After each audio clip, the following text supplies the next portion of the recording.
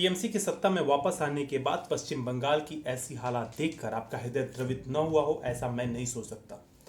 नमस्कार, मैं सचिन तिवारी और आप देख रहे हैं बी राइटियर्स। हम अपनी बातों को विस्तार दें इससे पहले आपसे उम्मीद करते हैं कि आपने चैनल को सब्सक्राइब कर लिया होगा और बेल आइकन को दबाकर नोटिफिकेशन ऑन कर लिया होगा।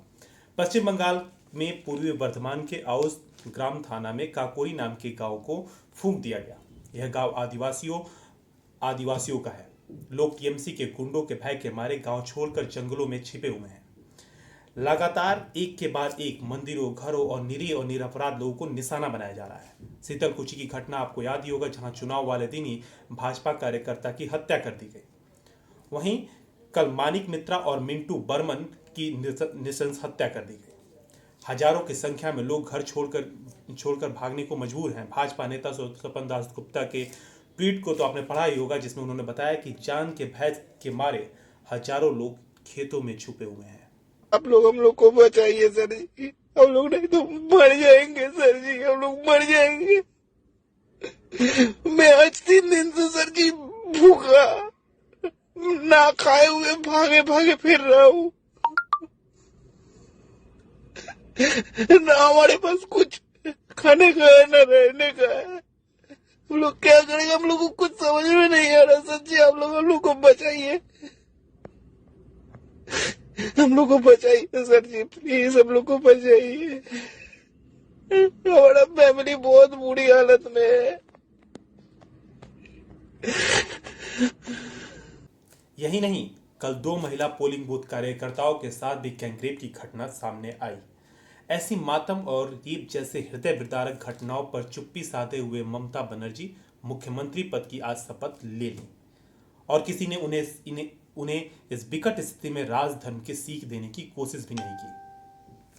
हम आपको याद कराना चाहेंगे 2017 का वह साल जब उत्तर प्रदेश में बीजेपी भारी बहुमत के साथ सत्ता में आई थी और योगी आदित्यनाथ को मुख्यमंत्री पद के लिए चुना गया था। योगी आदित्यनाथ ने उसी रात पद और गोपनीयता की शपथ से पहले ट्वीट के माध्यम से कहा था कि अति उत्साह में कहीं भी किसी प्रकार का भी अप्रिय घटना नहीं होनी चाहिए।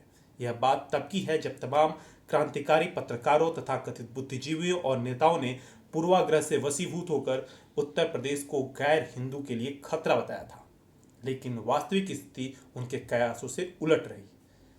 आज बंगाल जब जल रहा है तो तमाम क्रांतिकारी पत्रकार तथा कथित बुद्धिजीवी और तथाकथित धर्मनिरपेक्ष नेता चेतन शून्य अवस्था में चले गए हैं।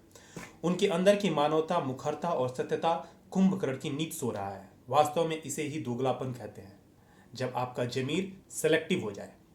ऐसी स्थिति में भाजपा और केंद्र सरकार भी काफी कमजोर दिखाई दे रही है। हालांकि गृह मंत्री ने वायलेंस की रिपोर्ट पश्चिम बंगाल से तलब की है, लेकिन ऐसे रिपोर्ट्स का क्या होता है ये आप और हम सभी जानते हैं।